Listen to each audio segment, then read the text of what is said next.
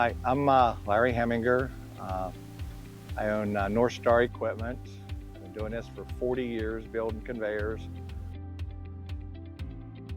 This is a WorldWide gearbox, yes. It's exactly the same as a Dodge. If this was a Dodge, I could still use my WorldWide bushing kit. I could still use my WorldWide motor mount. I can still use my WorldWide guard, which is way superior to a Dodge because we have ours hinged. Because the Dodges, you have 4 pins you have to line up, which is extremely difficult. One's bent a little bit, you fight it. This here, you want to take it off to work on it, you just pick it up, it swings off, and you're wide open there to work on it. Or you can just hinge it up to, say, tighten up the belts or something.